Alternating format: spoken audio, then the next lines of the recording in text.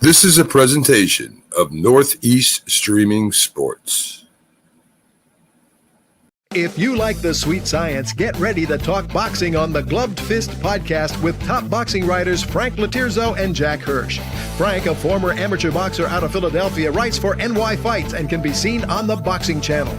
Jordan Gloves was a 6-term president of the Boxing Writers Association. And now, here's Frank Latirzo and Jack Hirsch.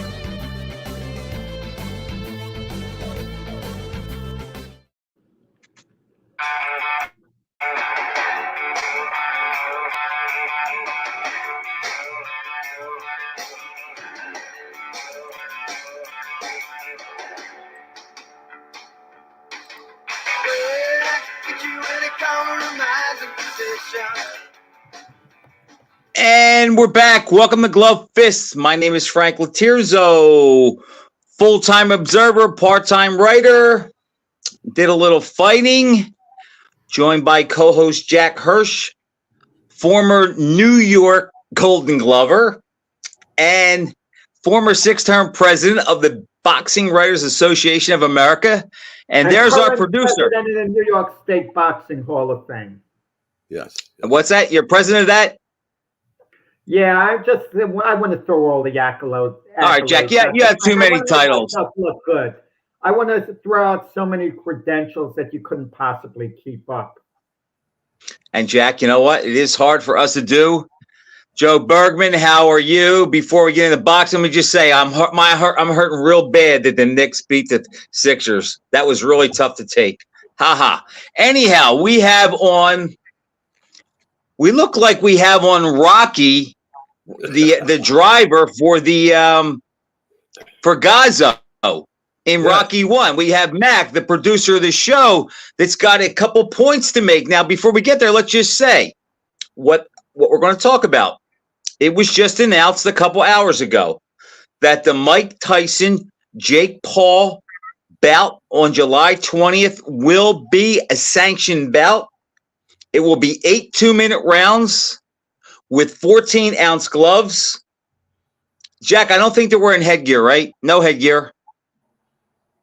No headgear. I mean, they might change things, but headgear isn't in the equation right now.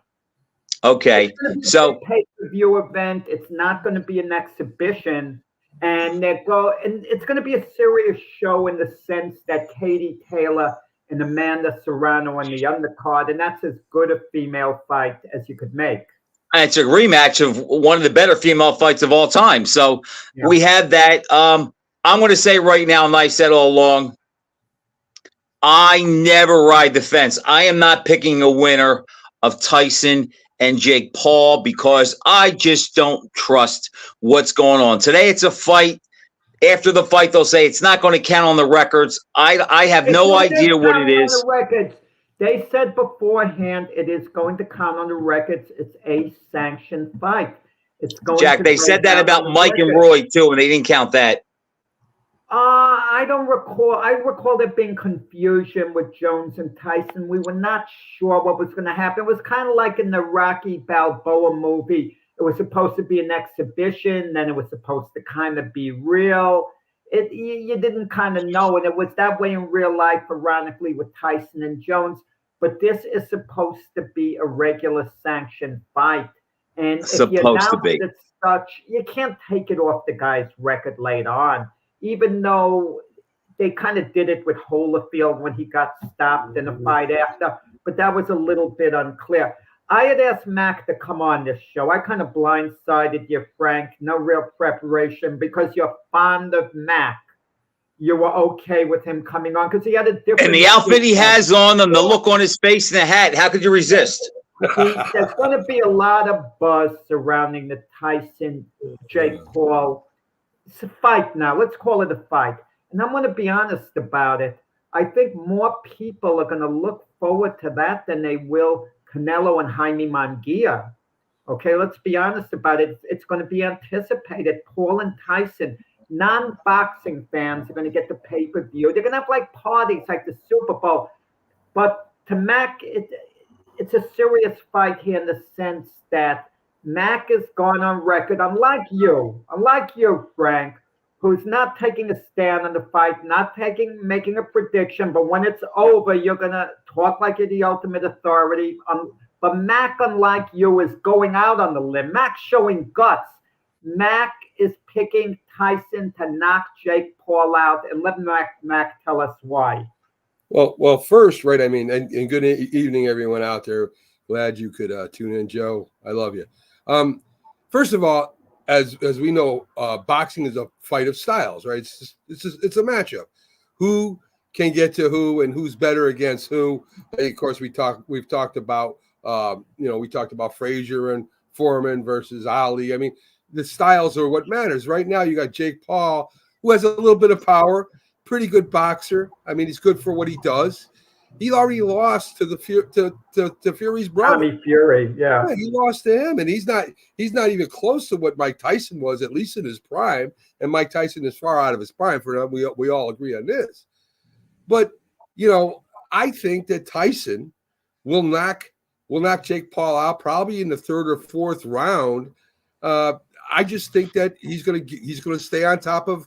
He's going to stay right on top of the YouTube fighter there, Jake Paul, and Jake Paul's stupid enough not to dance. I mean, if he kind of moved around the ring, maybe he has a shot. He's not. He's going to come straight at Tyson, and Tyson's going to knock him out. Have you seen the clips of Tyson, Mac? Yes. The training clips? Yes. Are you impressed by them? No. I mean, that's just. I mean. I might be able to do that. If somebody worked with me for a while, I might be able to go and hit the handbags and stuff like that. But Mike Tyson, there's no doubt about it. I mean, his trainer looked scared a couple times as he missed the hand pad and hit him by accident. This is why I want to ask Frank his opinion on this. Okay, what Mac was telling me before the show, what he's been telling me the last few weeks. Mac feels that if Tyson went in with Alexander Usyk, a small heavyweight, not Tyson Fury, Mac gives Tyson a puncher's chance against Alexander Usyk. If Usyk should defeat Fury and they make that fight, I want to get your reaction to that, Frank.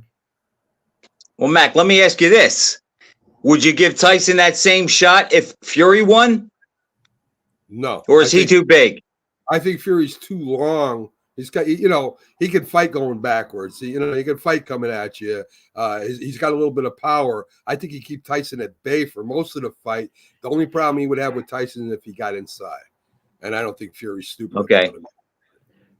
So back to the original question, Jack. I think it's preposterous, and I don't think there's any way in the world that Mike Tyson could beat Alexander Usyk or win one round against him. People forget he fought in 2005 against a guy who's a journeyman, a big, slow journeyman who was no puncher, in Kevin McBride, and he bailed after 5 rounds. He didn't train. He wasn't in shape. Would you agree with this point, at least, Frank? I'm talking representing Mac here.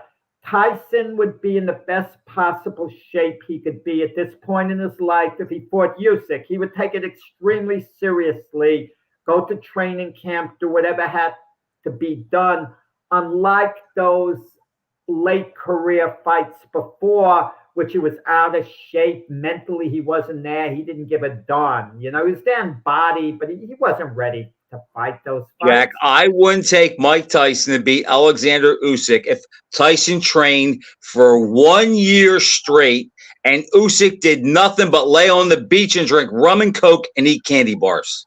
Well, now that's ridiculous. Not happening. He's 58 years old. He has win, Mac. He has win for 35 seconds.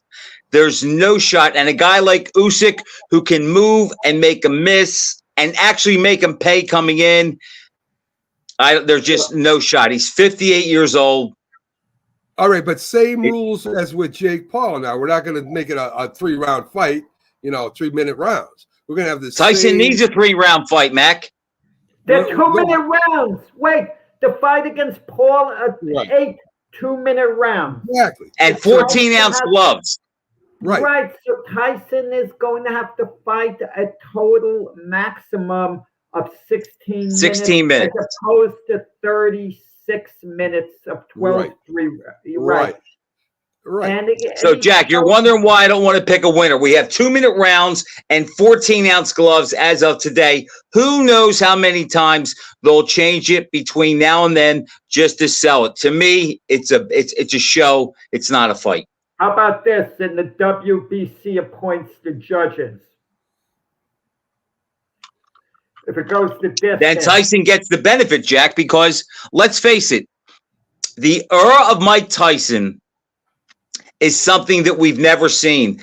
And if he got Jake Paul out of there in one round and looked good, because of boxing fans being so gullible, they could probably sell him fighting the winner of Usyk versus Fury if he looked that good. And they'll say, oh, he's serious. Like you just said, Jack, his head's into it. He's training. He's back. The punch is the last thing you go, which is a story for another time, which I disagree with.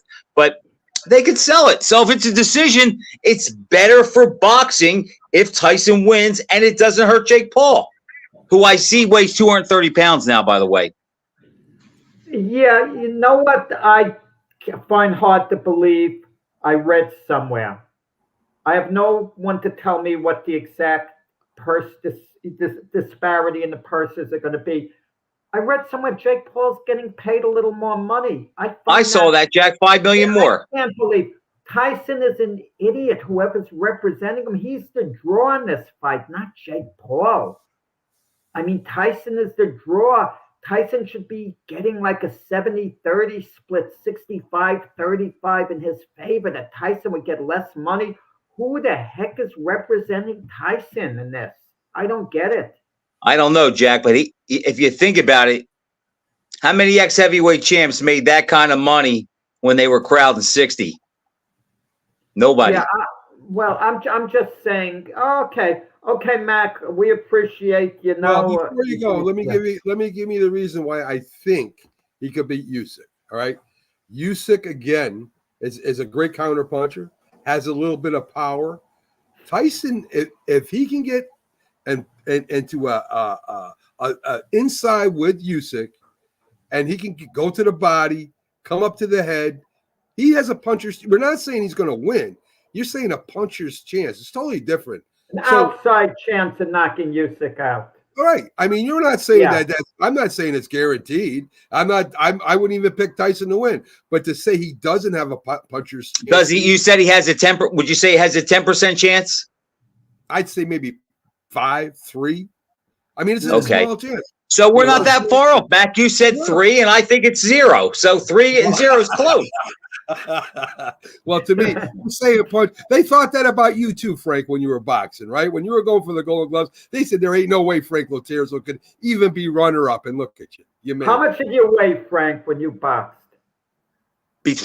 I was as low as 153 and as high as 173. Okay, I was going to ask who had a better chance, Tyson against Usyk, if you got thrown in against Dwight Muhammad Qawi. you guys I have to think about that because I don't have a chance and he doesn't have a chance. So 0 and 0 is 0. All right, guys, have a good show. Thanks, Mac. Thanks, Mac. And Joe Bergman, I see you already starting with the Sixers. You know what? I did pick them. I thought they were going to win. I didn't think Embiid would disappear in the fourth quarter, but I should know better. Anyhow, Jack, back to boxing. Where do you want to go? There was one decent fight this past weekend, and there was one blowout fight. Virgil Ortiz went through Thomas Delorme in one round with a body shot. He's going to fight Tim Tszyu later this summer. I think I like Virgil Ortiz there. And Jack, you know what? It's funny. If there was a fight I could make, if I was the king of the world, I would love to see Virgil Ortiz fight Boots Ennis and the winner fight Bud. That's a fight they could make, but let's see. Virgil Ortiz would be moving up to junior middleweight to take on Tszyu. So he wouldn't be in Boots Ennis's division for the time being. Boots Ennis is a big guy. He's going to grow. I have a lot of admiration for Tim Tszyu. You know, you get upset by Sebastian Fundora. He's going in with the toughest. Another lion. Toughest. immediately. I mean, that's a real fighter. And the Fundora result was a total shock to me. I gave Fundora very little chance there. I thought Well, the cut changed everything. right, but let's see what if Zeus should beat Virgil Ortiz. He's a big player in the division, despite the loss to Fundora, because he bounced back. He showed he was a real fighter. He didn't sulk, over the loss. Right. He got right back into it. Jack, whoever wins that fight, in my opinion, is a player and would be a legitimate fight for Crawford. A legitimate opponent. Ismail Magramov is a legitimate opponent. I mean, let's not sell him completely short. It's not a total gimme for Crawford because he's fighting a guy with a great amateur pedigree. Who started at 154, who's very explosive. It's not a gimme. It's not a gimme, and considering Bud's inactivity, anything is possible there. But it's hard to judge Virgil Ortiz's last fight, a one-round knockout. He hit Thomas Delorme a good shot in the body. Who's on the way down? He did what he's supposed to do. And Jose Ramirez, him winning a wide 10-round decision over Rances Barthelemy. It wasn't as big as you thought because Ramirez was hurt. It really hurt badly in both the third and fourth rounds. He dominated otherwise. And Ramirez is a very good fighter. He's just a little level below the elite guys. That's what the problem is. He could upset them if he fights the fight of his life and they have an off night. It's that type of thing. I agree with that, Jack. His only losses to who? Josh Taylor? Josh Taylor, he got knocked down, 2-3 times? Twice in the fight, and that was the difference. Right. And that's how I had it, a 2-point swing. Right, but the bottom line is he legitimately came up a little short in that fight. And he can give the top guys all a good fight. I mean, the very upper echelon guys like a Devin Haney, a Ryan Garcia, and conceivably upset them on a given day. But he's not quite there. Like when you group the elite guys together, he's kind of like it's like you let him into the stadium. He could get into the stadium, but then you tell him standing room only. If you could find a seat in the back, take it. The other guys got reserved seats. But you could make a case that 135 to 140 could be the fastest track in boxing right now. Oh, it is. And then the guys have flexibility to move around different divisions. You can only move up and down so much after a while. I mean, you got to settle on your division unless you're just going to take the best fights. I mean, the Saudis, did you read? They wanted David Benavidez revealed they wanted him to fight Terence Crawford to get down to 160. And Crawford would be sacrificing if he went up to 160 right now without really growing into it. That would be a sudden leap for Crawford. But Benavidez logically said, I can't get down to 160. I can't stand those kind of fights, Jack, because Crawford going up, we don't know what he has. We can assume that Benavidez going down is going to be weak. I wish these guys would get in a division and stay there and make their mark. But the cross promotions, and there's so much money with all these up and down fights. I mean, you see Ryan Garcia's all over saying, he wants to fight Spence. He wants to fight Danny Garcia. He wants to fight Tank at 144. I mean, he's all over the place. He doesn't have a weight class. There's a storyline there with if Spence fought Garcia. There's a real storyline. Derek James, Errol Spence's former trainer, who Errol Spence moved on from after losing to Crawford, he's suing Spence because he claims he's due 10%. The money. But Spence reportedly says it's not 10% of the pay-per-view sales, this and that. And I'm a little confused. I thought it's 10% of whatever the fighter gets. I'm not saying a trainer's necessarily worth 10%. It depends on what point in his career he's been with the fighter. Has he been with them from the beginning since he's an amateur? Is he putting the time in? You know full well, Frank, there are trainers who are training a lot of fighters, and then they see certain fighters in the gym, and they give them, 15 minutes a night. I mean, these guys shouldn't be in for 10%, as opposed to the trainer. But if you start with the guy, Jack, if you start with the guy and you bring him along, yeah, the trainer's entitled to at least 10% of everything in the ring. There's no gray area there. I discussed that with someone we know very well today. And, you know, a deal is a deal.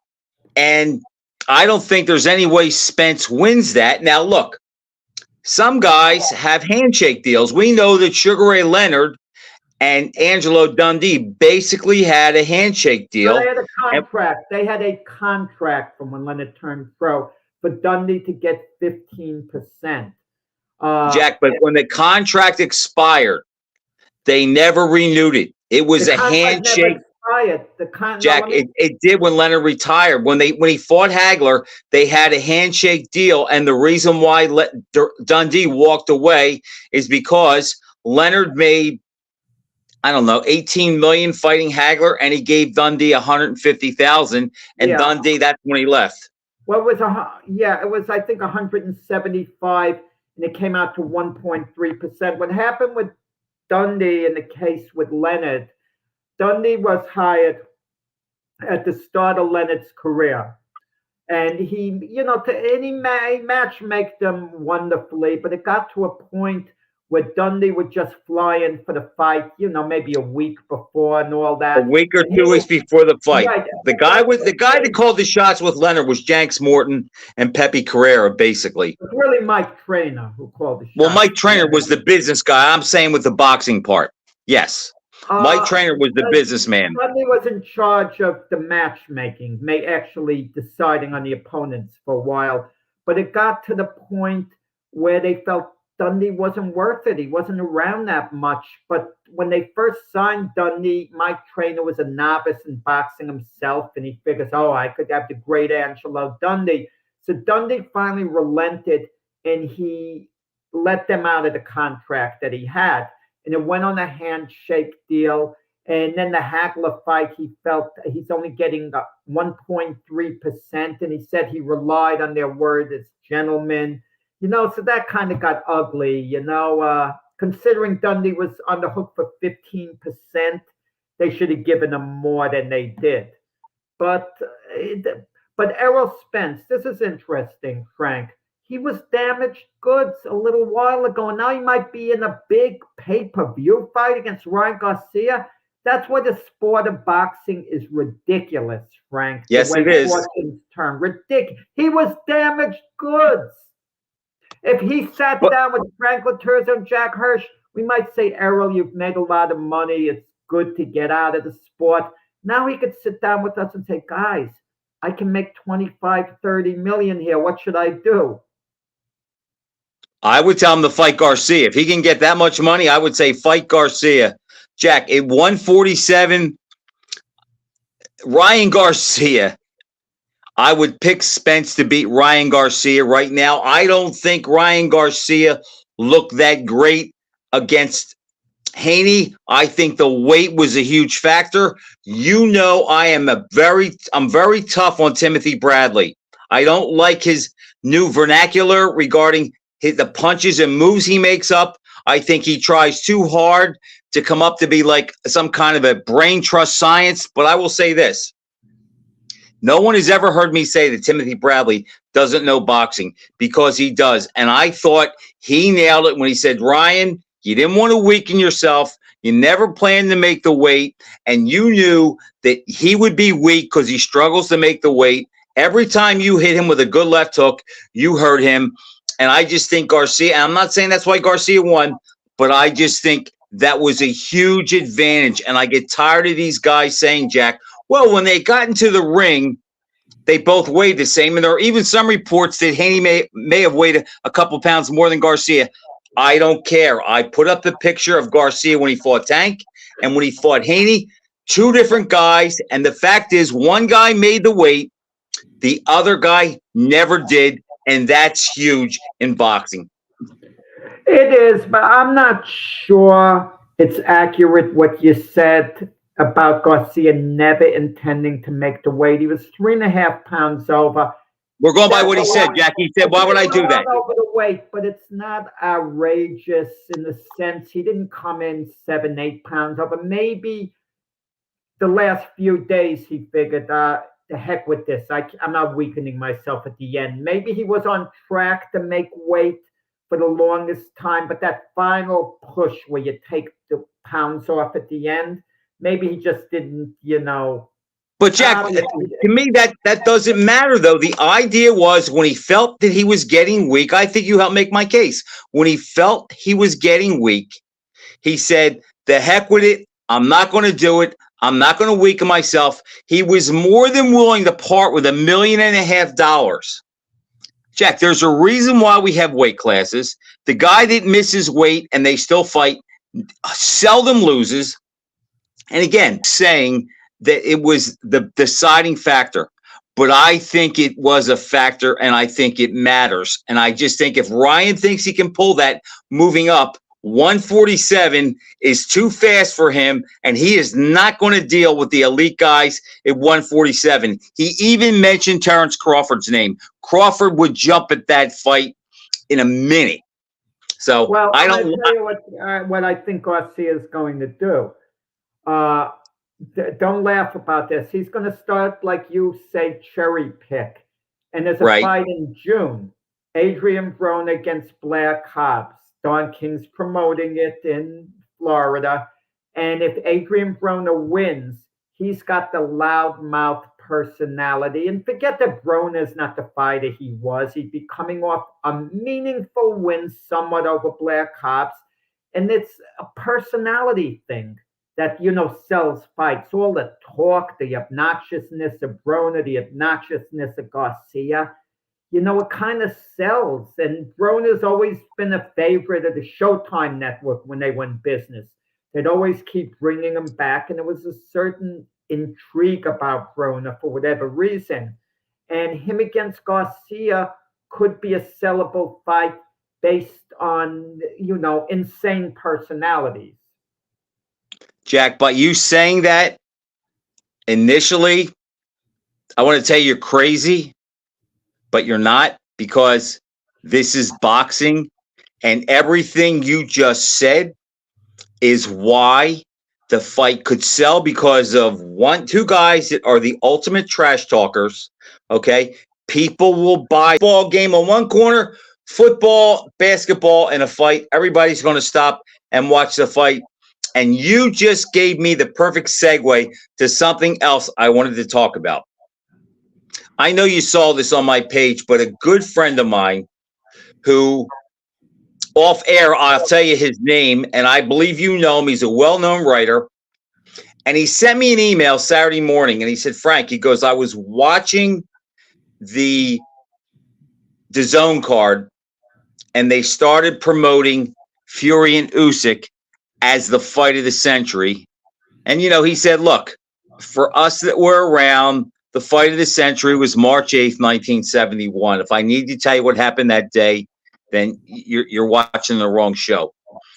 And it got me thinking, Jack, I am so sick and tired of hearing about fight of the century, because we get fight of the century every 6 months. And to me, Usyk and Fury, I'm not sure it's even fight of the year. To me, it's not the most anticipated fight I want to see. One guy to me was hurt real bad with a single body shot and got a 5-minute rest in his last fight. And the other guy barely beat a guy making his pro debut. I can't see how that's fight of the century. Frank, which century? I know. They're talking about this one, that's 24 years old or so. I mean, you could start looking things up and maybe they could, then it's not so ridiculous. I mean, but with all the fights coming, which fight would you rather see? Beterbiev Bivol or Fury Usyk? I think the Beterbiev Bivol is a better fight. Absolutely. Yeah, I mean, and Jack, I would rather see Crawford and Boots. I would rather see Joshua and Fury than Fury and Usyk. Fury Usyk is an intriguing fight. It's a good fight. There's no doubt about it because it's for all the titles and they're both undefeated. And we both have doubt who's going to win. We both have a lot of doubts. I think we both are going a little bit back and forth. I mean, I'll tell you who I'm picking now. I'm picking Usyk on a close decision, but I wonder Fury has size. He'll drape himself over Usyk. Can it be a factor? Okay. And the closer it gets, Jack, I'm leaning to Usyk also. And the main reason is I know what I'm getting with him. I know the fight means so much to him. He never stopped training. He's a real fighter. He's not a guy that says, I'm going to fight when I want some money. I think his heart is in it. I think he really wants to be the undisputed champ. I know what I'm getting with him. Fury, Jack, we don't know what we're getting. He looked terrible against Ngannou. I saw pictures of him recently. He still looks like he has a spare tire around his waist. And look, I understand. He's never going to look like Mike Weaver. He's never going to look like Jerry Quarry. But I don't know what I'm getting from him. The only way I'll break it down is this. If you said, Frank, you're going to get the Fury that fought Vladimir Klitschko 8 years ago or 9 years ago, I would pick Fury. But I don't think we'll ever see that guy again. So I'm leaning towards Usyk as this fight gets closer. Yeah, I feel that way. I think you nailed it, Frank. With Usyk, he is steady. He's steady. You know what you're going to be getting. With Fury, there's too much of an X factor. We don't know what he has left necessarily. Even if he's training hard now and he's went to camp and he's concentrating 100% on the fight, this kind of reminds me a little of the Bo Galata rematch where Bo really slimmed down, trained hard, and then he had nothing in the ring. We don't know what Fury's going to have. Maybe Fury shows up and he puts on a dazzling exhibition. He dominates Usyk. He closes his eyes and he stops him, and Usyk has to retire on the stool. I wouldn't be flabbergasted if Fury dominated and stopped Usyk. But if I'm going to put my emotions aside and look at it very logically, Usyk is so steady, and with that amateur pedigree, he could handle himself inside the ring. The big question is Fury's size. Fury leaning on him, the physicality. Can Fury win a close decision, draping himself around Usyk, jabbing, hitting him just enough, hugging him a lot? It's an intriguing fight still. I mean, it's not a fight of the century type thing that I'm like so excited about, but it's a fight that I, do look. Jack, here's where I lose a little bit. Here's where I get a little tired of hearing fight of the century. Now, we know what the fight of the century was, basically. That was Ali Frazier won. And what made that so intriguing, Jack, I don't care who you were a fan of, who you were rooting for. At that time, it was impossible to picture either guy losing that fight. And you knew on March 9th, one of those two fighters would be a defeated fighter. It was impossible to comprehend back then. I don't look at Usyk as a guy that, like, if he loses, I'm going to be flat. I'm going to be taken back like I was when Donald Curry got beat. If I see Fury lose after the way he's looked in a couple fights against Wilder and against Ngannou, is Tyson Fury getting beat? Is that stop the press? So to me, that's why I have a hard time with it being considered fight of the century. To me, a fight of the century is you just can't imagine either guy getting beaten. You have to be there. I could see both of these guys losing to the other without too much trouble. Well, I'm going to tell you what no one's really talking about. They have a rematch clause. Now, if it's a close fight and it's controversial, people aren't going to argue against the rematch. But if one guy beats the other decisively, let's say Usyk beats Fury, why does he want Fury still back in his life? Tying up his career for the next year. But then again, if you're Usyk, maybe for business-wise, maybe that's not so bad, because he doesn't have the big fight waiting. But if Fury beats Usyk, and even does it decisively. The massive fight with Anthony Joshua waits, Yes. and imagine that getting delayed for a rematch with Usyk. Jack, you know that contract means nothing. You know what Fury's going to say? Take your 4 titles, stick them where the sun doesn't shine. I'm going No. to fight the bodybuilder Yeah. AJ, and that's going to be it. And that's going to be the big money fight.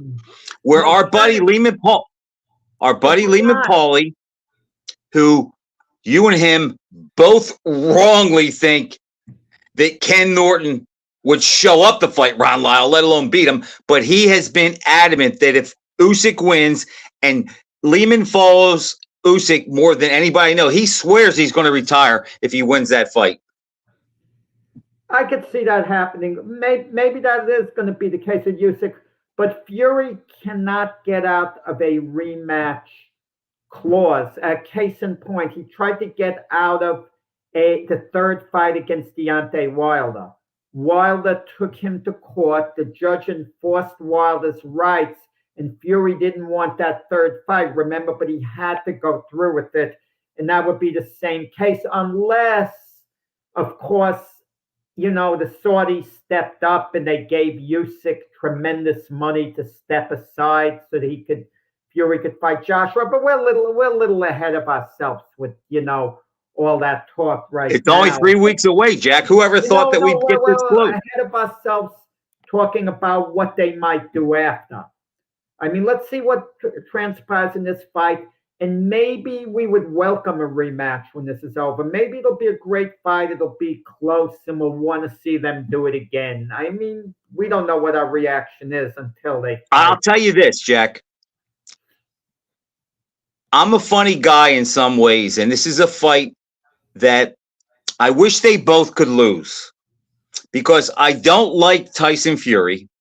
I don't think he's good for the sport. And Usyk, some of his fans, I just think go over the top, and they get on and they bother me sometimes. So I'm thinking if he loses, that will kind of quell that. Fans, I mean, oh, Jack, they think he walks on water. Look, you're the one that said he had a hard time with Chisora. I agree with that. I don't think he set the world on fire against the boy. I think if Joshua had more gumption, he would have been in their second fight. But what I like about Usyk, Jack, why I think I'm pulling from him a little bit is, think about this. Usyk is the same size as Muhammad Ali on paper, okay? If Usyk wins this fight, it will just go to another degree and prove what I've always felt. If you're 6'2" or 6'3", and you can box, you are big enough to outbox anybody, and you punch hard enough to knock anybody out. And I would just like to see a guy who was the size of the heavyweights in the 70s win today and beat these big monsters, because I don't think the bigger is better. I think that's the only thing they have going for him. So that makes me pull for Usyk a little bit. And Jack, think about this. If Usyk wins, he will retire undefeated, having won the undisputed cruiserweight title and the heavyweight title. That's some resume, and that's going to go a long way in how historians look at him down the road. They're not going to rate him as a top 10 heavyweight, because even if he beats Fury, because I don't feel he's made his mark to be a top 10 heavyweight. And I agree. Chances are they would look to rate him somewhere, so they would rate him the number 2 cruiserweight of all time behind Holyfield. But Jack, he could be a top 50 all-time pound for pound fighter. Yeah, you could. I think he's a great fighter. I don't think he's a great heavyweight. Right, but certain fighters, I don't want to say they didn't have a complete career, but they needed more to be an all-time great. Like an Andre Ward, he needed a few more fights. Joe Calzaghe needed a few more big wins. I don't rate either guy as an all-time great, Andre Ward or Joe Calzaghe, but as far as the super middleweights go, fine, you rate them 1, 2. Any order you want, I'm fine with that, you know, within their division, but not all-time greats that, you know, had a career that really expanded and got like. But if Usyk beats Fury, Jack, and he has 2 wins over Joshua, I mean, that would solidify him probably as the best heavyweight of the era, and that would go a long way. Well, he wouldn't have hung around long enough while he was active to be rated as such. These other fighters, we gain an appreciation for them as time goes on. But who from the era could we rank over him? If he beats Fury, we can't rank Joshua over him because he beat him twice. We can't rank Fury over him, and we can't rank Wilder over him. You could rank Vladimir Klitschko over Usyk if Usyk retired after the Fury fight, and you could do it, I think, comfortably as well. Okay, let me ask you this. Let me play devil's advocate. Usyk has 2 wins over Joshua, and say he beat Fury. Does Vladimir Klitschko have anything on this record? If I said, okay, well, other than holding the title 10 years, who did he beat as good as Fury or Joshua? And I would say the answer is nobody. I agree with you completely. But now there's that longevity factor that enters into it. And for example, we talk about it in other sports, like who's better, LeBron or Michael Jordan, okay? And if you talk about longevity career-wise, it's probably going to be LeBron when all's said and done, for sure, because he's doing it longer. But at peak value, it's fine to say that Michael Jordan was better. You know, it's a different way to judge. I think Jordan had the higher peak. Right, exactly. But LeBron probably have a better career. Let's face it, because he's done it long at a more advanced stage. Okay, Jack. Let me ask you this. That's pretty good. Jordan had the better peak. LeBron had the better career, and we could do this with boxing too. But let me ask you this: if we're going to break the tie, and I said to you, you have to pick one of those two for a Game 7 or a 7-game series, who do you want on your team?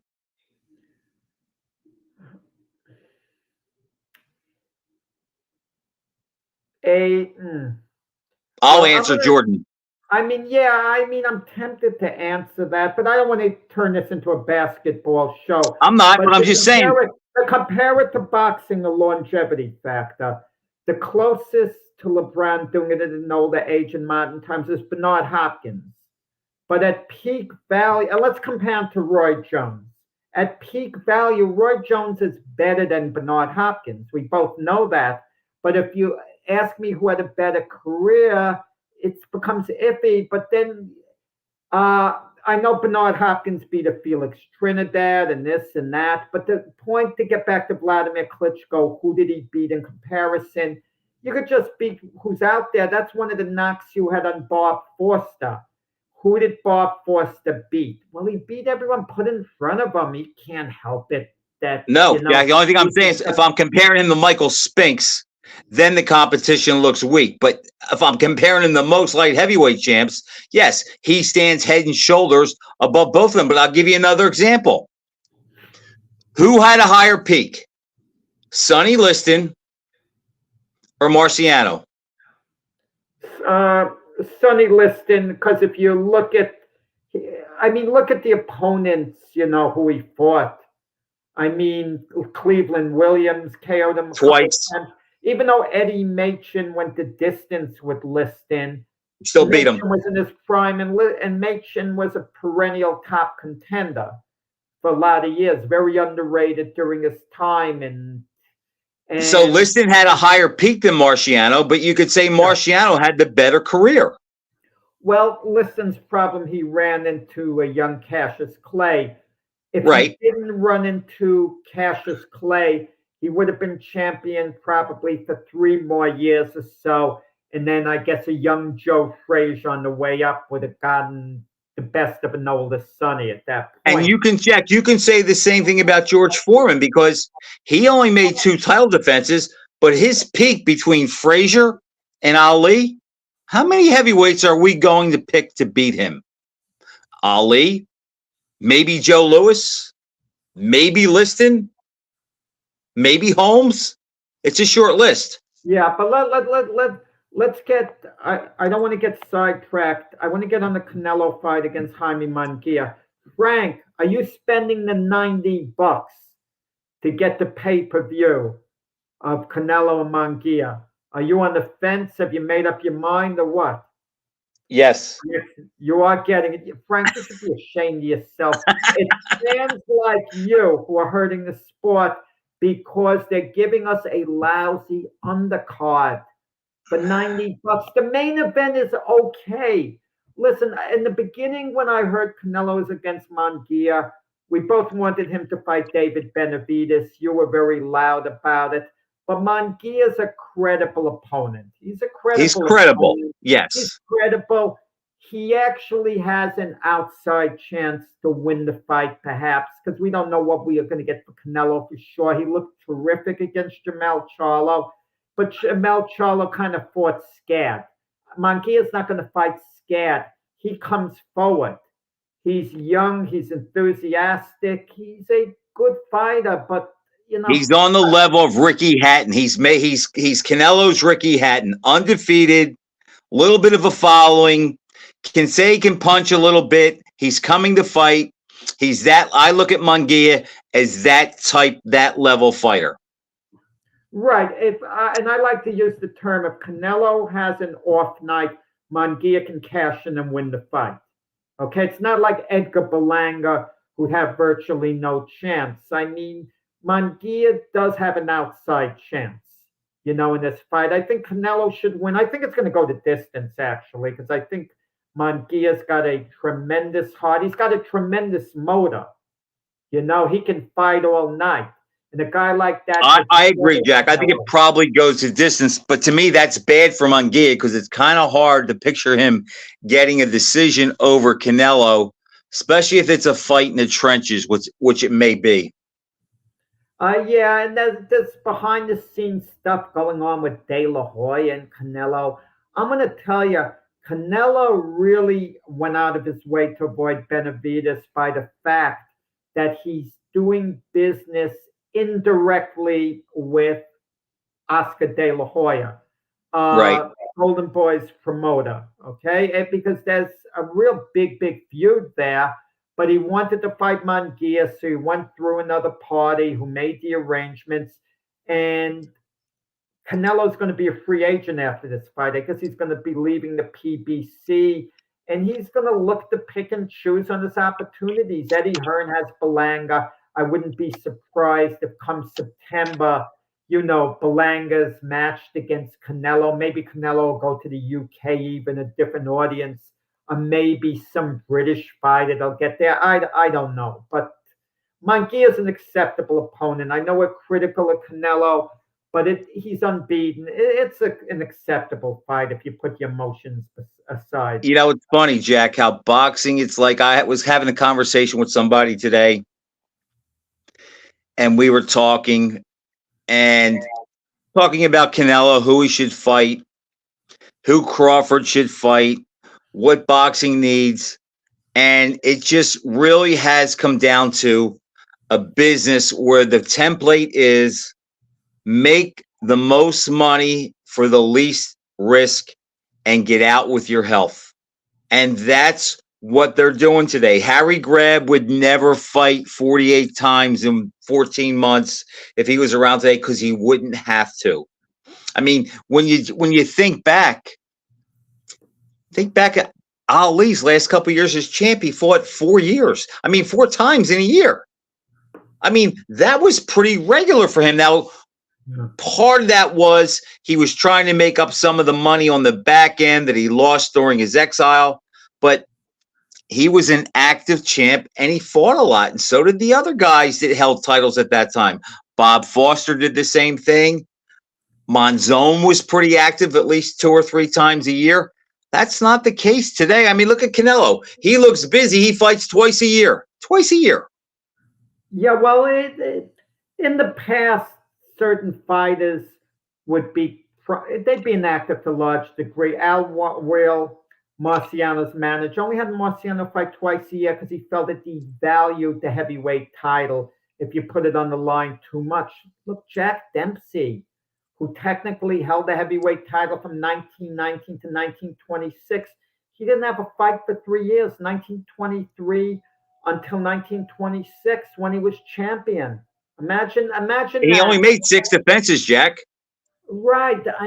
And he's revered as one of the all-time greats. I mean, we just. Well, he was probably the first superstar fighter, too. You fight as much as you need to fight. That's why I complain about certain fighters like a Boots Ennis. And it's hard for me to give them sympathy because they can force the issue. Just fight more. Keep getting the exposure. This way you're putting pressure on everyone. Imagine Boots worked out something. I'm going to fight 6 times a year. I want to fight every other month on ESPN. Let's say, have a platform like that. People would get used to Boots. When Terence Crawford's career was stalling, I came up with a brilliant idea. If that was my fight, I'd sit down. I'd say, look, Terence, you're always in the gym anyway, right? It should be. Let's fight once a month. Once a month, you'll make your money up that way. They won't be the toughest fighters. I get them guys like a Louis Collazo. Collazo, I think, is retired now, by the way. But guys who are long in the tooth, so Right. fighters. And you do what the old timers did. The fans will love it. You call yourself an old time fighter, and everyone wants to see you. But the whole idea behind it is to get the big payday at the end. But they're scared of devaluing themselves. If one of the fighters like Crawford fought on ESPN for $250,000, he would be demeaning to him. Jack, I like what you're saying. And it sounds good, but you left out something monumental. Who's going to televise it? Where are you going to get those 6 dates? ESPN barely has 6 cards a year. They're not going to put Terence Crawford on 6 times a year against guys like Delorme or guys like that. That's the problem because of the networks. And then you have to sign. I mean, if the Saudis weren't involved now, we wouldn't be getting all these fights we're getting. And if that money ever dries up, it'll go back to the way it was. The problem is with the networks, you have to sign, you have to be aligned with different stations and networks and so forth. It's not like it was. And that's because the entertainment pie today, when it comes to sports, is so divvied up.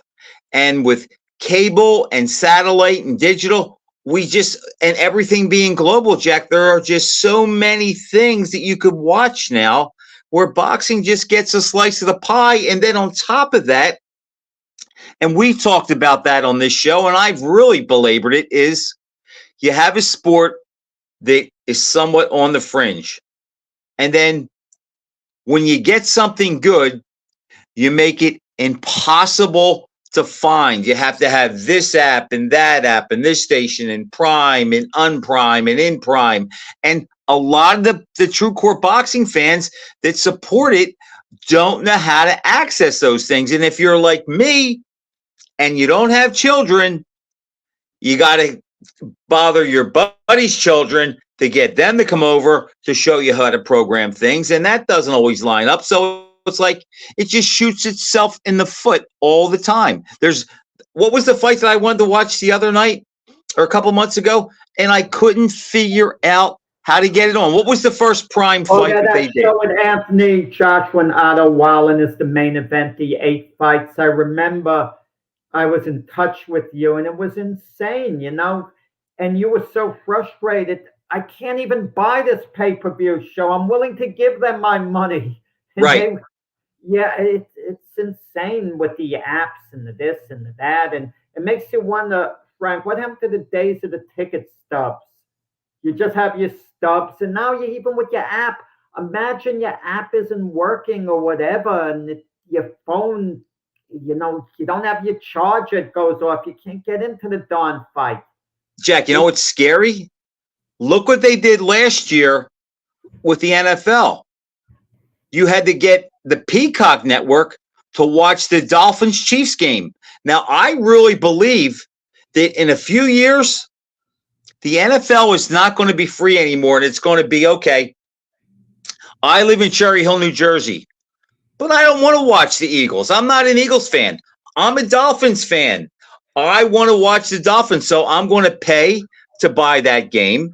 And then the fact that I'm a big Josh Allen fan, if I can see his game later that day, regardless of where the Bills are playing, I just buy that. So my Sunday, it might cost me $30 to watch 2 NFL games. And I think that's where it's going. And boxing is already on that road. It's a dirt road now, but it's on that road.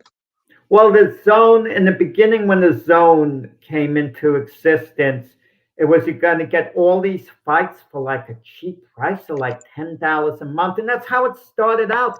The first Joshua Usyk fight wasn't a, pay-per-view event. I forgot whether the second was or not. I think the second one wasn't a pay-per-view either. The zone just televised it. But now, all these things are like pay-per-view events, and the only way to fight back is by not getting it. But when guys like you, Frank, shell out the money, what do you expect? You're not taking. Well, Jack, we have to talk about it. How many times there are fights that I don't get that you catch, and I'll tell you, Jack. Can I tell you what I'm doing with Monkey and Canelo? The next morning, I'm not going to listen to the result. I do a podcast with Mac 8:00 Sunday morning, but I'm going to get up extra early. I get up pretty early as is for that. And I'm going to go to YouTube, not look at the news, and get the Canelo Munguia fight. Will it be up, Jack? Whenever I tried that, the fight wasn't there. With a lousy picture, Frank. Not a good picture. It's kind of a little off, not as enjoyable, but you get to see it.